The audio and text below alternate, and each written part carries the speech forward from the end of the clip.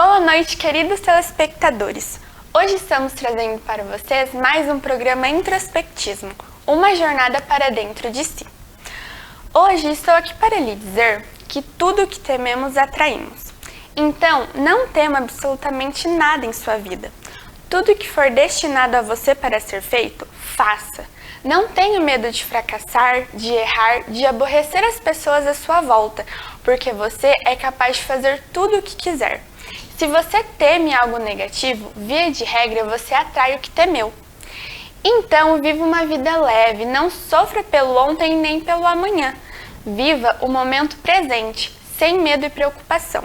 Faça tudo o que precisa ser feito.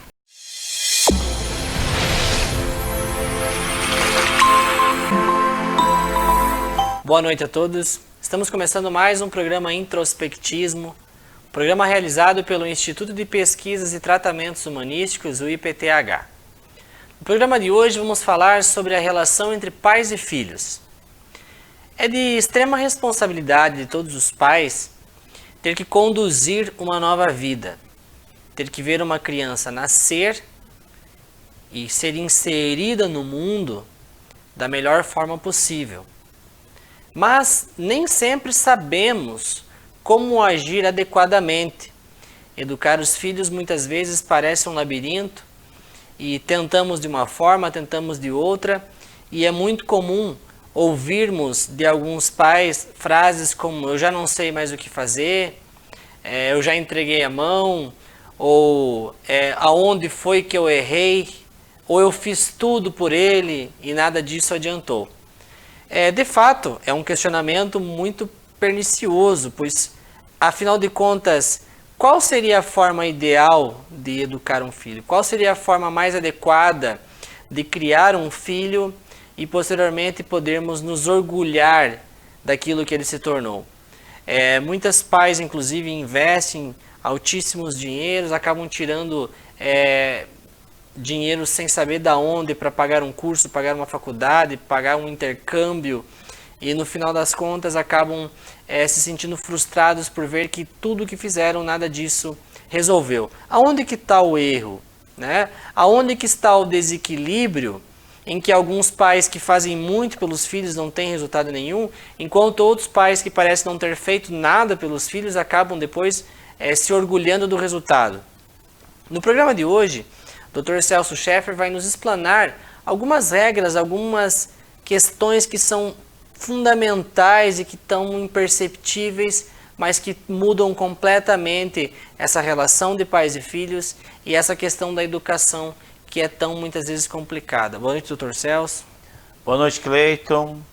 Boa noite aos telespectadores. Gratidão por estar conosco no programa Introspectismo. A criação de filhos, se existisse um manual, seria ótimo, né? Passo 1, passo 2, passo 3, não tem como seguir esse roteiro, porque cada filho é uma alma específica e individual, com todo o seu contexto de existências passadas, com toda uma programação para a existência atual.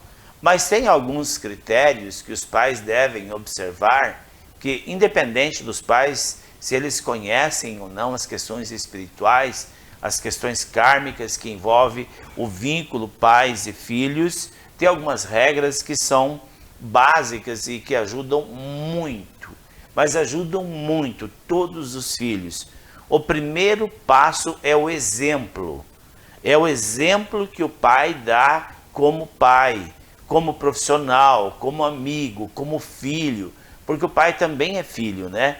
Então, se o pai tem um comportamento de filho e ele honra a hierarquia familiar, honra os pais, ele está ensinando essa suprema ordem hierárquica e os filhos vão aprender, com certeza. Uma outra forma de dar exemplo, né? Porque as palavras movem, mas os exemplos arrastam. E o primeiro herói dos filhos é o pai. E a primeira heroína dos filhos é a mãe. Então, se os pais têm harmonia, se os pais vivem em paz e se comportam como pessoas que realmente se amam e estão ali para construir uma estrutura psíquica no filho, com certeza os pais terão do que se orgulhar dos filhos. E um dos primeiros itens que eu considero fundamental para a criação de filhos, isso dou um exemplo meu. Eu tenho 5 filhos. Eu não vou em nenhum lugar que eu não possa levar os meus filhos, Cleiton. Isso é muito verdade. Eu criei os meus 3 primeiros filhos, os mais velhos, da mesma forma que eu cuido e crio os outros 2 agora. Eu não frequento nenhum lugar que eu não posso ir e levar os meus filhos. Então eles estão sempre comigo. Se eu estou trabalhando, eles estão em casa, estão na escola, estão com a mãe, estão com a babá, mas se eu estou de folga, eles estão comigo. Se eu vou numa palestra, meus filhos vão comigo. Se eu vou numa reunião, meus filhos vão comigo. E eu visito os meus pais quase todos os finais de semana. Agora, como é um pouco distante, ficou um pouco mais espaçado. Mas eu dou esse exemplo para os filhos e eles veem esse exemplo. E eles seguem esse exemplo. E a outra forma que, ao meu ver, não pode deixar sem colocar em prática esse valor é ensinar os filhos a responsabilidade pessoal no cotidiano. Por exemplo, acordou, arruma a cama, arruma os calçados, ajuda a mãe a arrumar a casa, independente se é menino ou se é menina, e principalmente os valores da vida. Isso é responsabilidade dos pais.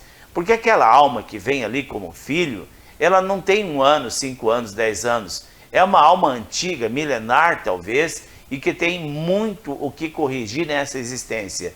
Então o pai tem que ter um comportamento de sacerdote do lar e a mãe o comportamento de uma sacerdotisa do lar. Aí sim, os pais conseguem direcionar os filhos de uma forma firme, e os filhos não irão se desviar.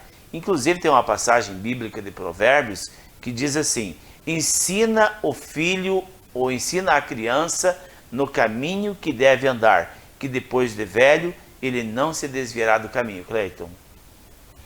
E também existem casos em que os pais acabam fazendo demais para os filhos, né? Existem aqueles pais que querem muito ajudar os filhos, querem dar a vida que não tiveram, ou querem compensar as faltas que tiveram, e acabam muitas vezes dando mais do que o filho pode receber, não é mesmo? E acabam, ao invés de ajudar, acabam estragando, como a gente costuma dizer. A grande maioria dos pais, eles tentam suprir uma falta, que é a falta da presença, com presentes, dando o que o filho necessita, não que ele necessita, muito além do que ele necessita, é estar de uma forma querendo comprar a criança. Comprar com dinheiro. Porque muitas vezes o pai não tem uma presença de qualidade. O que é uma presença de qualidade? Por exemplo, se o pai chega em casa às 7 horas da noite e vai dormir 11 horas, então ele tem 4 horas em casa. Mas se ele não está na frente da televisão, está com o celular na mão. E às vezes está na frente da televisão com o celular na mão. E a criança está do lado lá também com o celular na mão. Ah, mas o pai esteve presente? Não. Ele esteve ali naquele momento sem nenhuma qualidade. Presença de qualidade é sentar, é dialogar, é pegar a criança no colo. Às vezes até o menino, a menina, adolescente, jovem, acariciar, conversar, perguntar como foi o dia, como está a escola, como estão as suas amizades. É essa integração que falta para as famílias. Um grande número de famílias não tem essa integração entre pai e filho, entre os pais, pai, mãe e filhos. Isso está muito sério também entre os casais. Não há esse tempo de qualidade. E vivem na mesma casa, mas são muitas vezes como estranhos. E os filhos, claro, eles vão olhar para isso tudo e achar que esse modelo está bom e vão querer construir para as suas vidas modelo semelhante. E essa questão do dar e receber, vejam bem, os pais doam a vida. Os filhos devem receber essa vida na totalidade. E receber a vida na totalidade é da forma com que os pais deram. E muitos filhos exigem dos pais algo que está além da condição dos pais. E isso vai invertendo a lei de hierarquia, vai invertendo a lei de dar e receber, e aí o filho cresce sem limite e sem valores. É o verdadeiro rei em casa e a menina a verdadeira rainha, a verdadeira princesa. Eles mandam nos pais e exigem que os pais se comportem como filhos deles. E nós vemos isso em adolescentes, Cleiton. Muito comum, né? E também há o fato de que quando a gente fala em educar, em criar os filhos, pode vir aquela pergunta, mas em que momento você cria o filho, né? Quando a gente fala em educação de filhos, é muito comum a gente perceber que essa educação é como se ela fosse um momento em específico. Por exemplo, hoje das 5 às 6 eu vou educar meu filho, então agora o meu filho vai sentar aqui e eu vou educá-lo. E muitas pessoas não percebem que a educação, a criação, ela está acontecendo em tempo integral. Dia a dia. Exatamente. Então, a partir do momento que o pai acorda pela manhã, levanta da cama, até a hora que ele vai dormir, ele está educando. Ele está educando com um exemplo, né? E o grande problema que eu vejo hoje na sociedade é os pais quererem dar para os filhos aquilo que eles não tiveram. Eles dizem, eu quero dar para meus filhos tudo que eu não tive. E é aí que está a grande chave do problema. Porque quando eles dão demais para os filhos se revoltam porque a lei do equilíbrio de dar e receber não permite infrações. E quando os pais doam aos filhos mais do que eles precisam, os pais são infratores das leis. E os infratores têm que ser punidos. Essa lei não é minha, é uma lei universal. E como que os filhos punem os pais infratores? Usando drogas, se revoltando, indo mal na escola, mentindo que vão na escola e não vão, e assim por diante. Aí os pais dizem, meu Deus, eu fiz tudo. O que eu pude, o que eu não pude, é isso que eu recebo. Os pais têm que entender que existe uma ordem chamada ordem hierárquica. Isso está em primeiro lugar no pentagrama do destino. E o dar e receber, que também está dentro da ordem. Então os filhos têm que receber aquilo que eles estão aptos para receber, para administrar. E assim então o pai consegue criar um filho com responsabilidade. Quando os pais... eu vou dar um exemplo aqui de um caso muito interessante. Casal, 2 filhos, a moça, quando eu conheci ela, tinha 17 anos, eu já era psicanalista, atendia os pais. Então os pais deram para ela tudo, o que eles podiam e o que não podiam, do melhor. E a mãe dizia, a minha filha não vai trabalhar, porque ela nasceu para ser princesa. Então ela nunca lavou a roupa em casa, ela nunca aprendeu o ofício de cozinhar, ela nunca aprendeu nada com relação aos ofícios da mulher. E ela, uma moça muito linda, uma princesa mesmo. Então, ela conheceu um rapaz de uma família muito rica. Ambos se apaixonaram e foi um casamento assim do ano, sabe?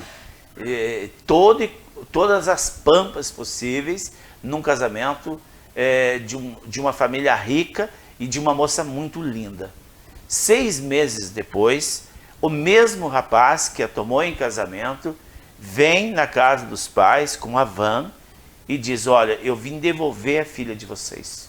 Faz 6 meses que nós somos casados, 6 meses durou o casamento. Eu nunca mais comi comida a não ser congelada. Ela nunca fez um arroz para mim, ela nunca fritou um ovo, ela nunca fez um cafezinho para mim na hora. Então, não é esse o modelo de mulher que eu quero para viver o resto dos meus dias. Eu sinto muito, está aqui a mudança dela, e devolveu a filha. E eu estava na casa dele. Eles eram meus pacientes, os pais, e fizemos amizade, e eu estava lá no sábado à tarde, quando chegou a van e devolveram a filha. Pensa na tristeza da mãe, principalmente a mãe. Quem é que estragou esta menina? A mãe. Porque a mãe colocou na cabeça dela que ela não tinha que aprender a lavar, nem passar, nem fazer nada com relação ao marido. Ela não aprendeu, a mãe não permitiu, porque a mãe dizia que ela ia casar com um homem rico e não precisava fazer nada. E aí, Cleiton? É complicado, né? E é importante para quem está assistindo, pegando o gancho do que foi falado, que essa educação de menino ou de menina, a função da mulher saber fazer isso ou do homem fazer aquilo, não está diretamente ligada a nenhuma concepção de machismo. Mas sim entendemos, né, que existem funções masculinas e existem funções femininas e que essas devem ser direcionadas, e não é nenhum preconceito nisso, mas sim entendermos que se essa masculinidade não for desenvolvida no menino e essa feminilidade não for desenvolvida na menina, os próximos casamentos também serão frustrados. Sim, porque veja, a mulher, ela tem o seu aspecto mais profundo, o feminino. E nesse aspecto mais profundo do feminino, ela tem a parte que ela precisa desenvolver da esposa, da dona de casa, da mãe. Mesmo que ela tenha muito dinheiro, ela tem que aprender a fazer para ensinar ou para mandar fazer, né, Cleiton? E acabou o nosso programa, né? Nosso tempo encerrou, mas nos próximos programas nós voltaremos com assuntos semelhantes e contamos mais uma vez com a presença de vocês.